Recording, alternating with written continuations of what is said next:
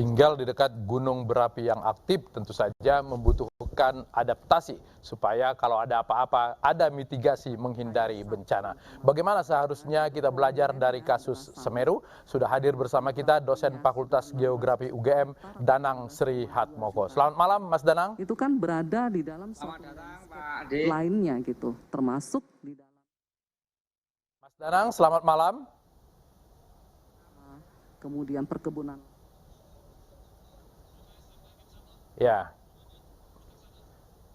kita masih mencoba menghubungi dosen Fakultas Geografi UGM, Danang Sri Hatmoko. Kita akan berbincang tentang mitigasi dan adaptasi untuk warga yang tinggal di sekitar gunung berapi. Ya, selamat malam Mas Danang. Pak, selamat malam. Apakah suara saya terdengar? Ya, terdengar dengan baik. Mas Danang, Anda sudah tinggal di Jogja dan pasti sudah akrab dengan sekitar Gunung Merapi. Gunung Merapi pernah meletus paling dahsyat 2010, waktu itu korbannya hampir 300 orang. Bagaimana Anda melihat perbedaan mendasar antara Gunung Merapi di Yogyakarta dan Gunung Semeru di Lumajang ini? Ya, sebetulnya kalau kita lihat dari tipe gunung apinya sebetulnya mirip ya, tipe stratovolcano. Artinya di situ salah satu tipenya adalah ada aliran piroklastik atau awan panas yang saat ini juga kemarin terjadi di Semeru.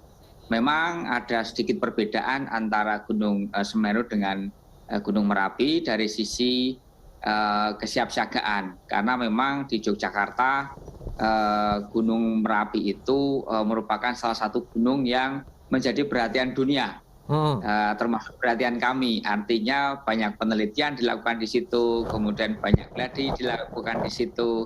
Jadi secara instrumentasi, kemudian kesiapan data, kesiapan masyarakat mungkin agak berbeda ya dengan Semeru gitu. Oke. Untuk Semeru, setelah 4 hari letusan dimulai hari Sabtu yang lalu sampai hari ini masih terus terjadi erupsi-erupsi susulan. Kira-kira potensi bahaya apa yang harus diwaspadai oleh korban di sekitar Gunung Semeru ini? Satu hal yang perlu kita waspadai adalah potensi ancaman bahaya sekunder ya berupa lahar gitu.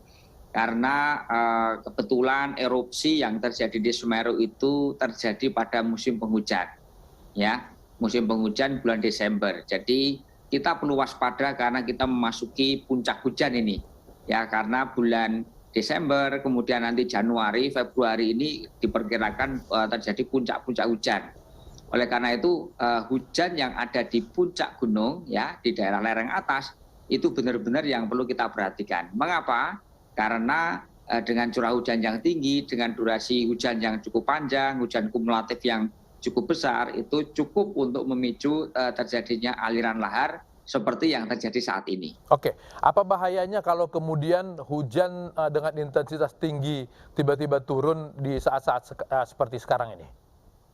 Nah, artinya kalau terjadi hujan yang dengan intensitas tinggi, dengan durasi yang relatif lama, maka aliran lahar akan terjadi lagi. Nah, memang kita mengharapkan bahwa sungai-sungai yang berhulu di Gunung Semeru itu cukup ya, cukup untuk mengakomodasi seluruh material yang ada di sana. Tetapi kalau melihat perbandingan antara volume sungai dengan suplai material itu tidak imbang. Ya, jadi itu yang perlu kita antisipasi. Oleh karena itu permukiman-permukiman yang ada di sekitar sungai itu perlu kita perhatikan, perlu dievakuasi semuanya, termasuk tidak hanya yang di hulu tapi juga di tengah, bahkan juga yang ada di hilir. Gitu. Oke. Bagaimana dengan banjir bandang yang membawa material vulkanik? Ini sesuatu yang harus kita waspadai juga tidak? Oh iya, itu sebetulnya adalah, jadi kalau terjadi sebuah erupsi gunung api, erupsi itu selesai, ya, artinya bahaya primer itu selesai. Bahaya sekunder itu belum tentu selesai. Ketika masuki musim penghujan, justru itu adalah mulainya bahaya sekunder. Itu yang perlu kita waspadai. Artinya hujan di puncak ini yang perlu kita amati. Oke. Betul-betul kita perlu mengantisipasi berapa sih hujan yang ada di puncak. Dan itu setiap menit, setiap jam harus dipantau terus-menerus. Oke. Sehingga nanti daerah tengah dan hilir itu selalu siap siaga untuk mitigasi menghadapi. macam apa yang harus dilakukan supaya warga yang sudah terdampak oleh semburan awan kemarin sekarang tidak kena lagi longsor atau banjir bandang material vulkanik? Memang masyarakat yang tinggal harus menghindari sungai, menghindari badan sungai. Jadi permukiman yang ada di kanan kiri sungai dengan radius tertentu ya itu perlu dikosongkan, ya perlu dikosongkan sehingga tidak ada aktivitas penduduk yang nanti membahayakan diri mereka sendiri. Dan tidak hanya itu, karena sekarang ini sebagian material juga masih hangat, kadang-kadang mungkin berpotensi masih panas. Untuk proses evakuasi benar-benar harus hati-hati. Ya. Jadi benar-benar harus orang profesional itu untuk proses evakuasi. Oke, kita perlu belajar karena banyak sekali gunung berapi yang ada di Indonesia.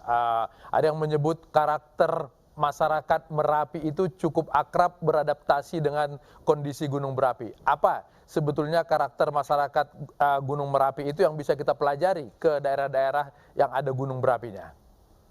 Di Merapi kita punya komunitas, masyarakatnya membentuk sebuah komunitas. Mereka punya sister village, ya, dan mereka membentuk Jalin Merapi. Mereka punya banyak komunitas yang ada di Merapi. Nah, komunitas inilah yang saling berkomunikasi antara satu dengan yang lain. Sebagai contoh misalnya, ketika di hulu itu ada hujan, mereka sudah menginformasikan, oh di tempat kami sekarang sudah mulai hujan, yang di bawah siap-siap gitu. Seperti itu, ya. Dan juga ada semacam sister village tadi. Sister village itu fungsinya ketika terjadi erupsi atau terjadi bahaya pada suatu desa, kemudian mereka mengungsi di desa lain yang ditampung oleh masyarakat yang menjadi sister village tadi. Gitu. Oke. Ini untuk menduplikasi kebiasaan masyarakat di Gunung Merapi itu ke daerah lain, siapa yang harus berperan besar? Nah, ini harus peran bersama. Artinya tidak hanya pemerintah, tetapi juga ada masyarakat, relawan, semuanya harus berperan di sini. Dan ini tidak bisa semua bencana itu ditumpukan pada pemerintah, tidak bisa. Tetapi semua stakeholder harus bergerak. Dan juga bahwa kesadaran di masyarakat itu yang perlu kita lakukan benar-benar gitu. Jadi memang partisipator itu penting sekali. Oke, baik. Mas Danang, informasi yang mencerahkan. Terima kasih sudah berbagi di iNews Prime. Selamat malam.